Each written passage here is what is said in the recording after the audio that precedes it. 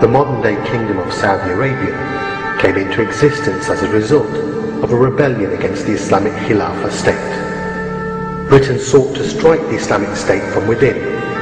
Followers of the Wahhabi madhab by then had managed to establish an entity within the Islamic State, led by Muhammad ibn Saud and later by his son Abdulaziz.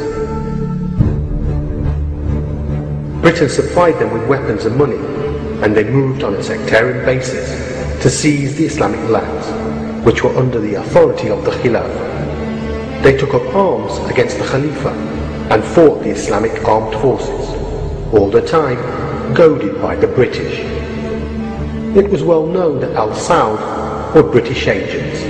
The huge arsenals and equipments which reached them via India and the monies to cover the war effort against the Khilafah were supplied by the British. They exploited the Wahhabi madhab with the aim of fighting the Islamic State and clashing with the other madhabs in order to incite sectarian wars with the Uthmani Khilafah. The followers of this madhab were unaware of this, but the Saudi Emir was fully aware.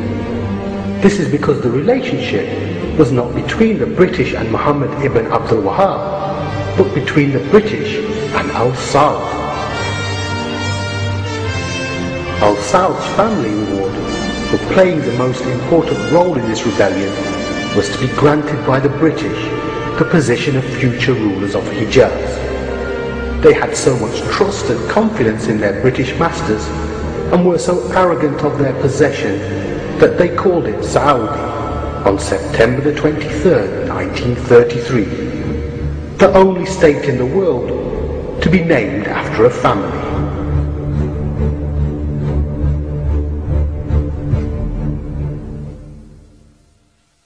Contrary to popular Western myth, it is the Saudis that are dependent on the US and not the other way round. The relationship is one in which the Saudi regime has no leverage over the US, while the US exerts almost total control over the regime with the power to remove the regime overtly or covertly.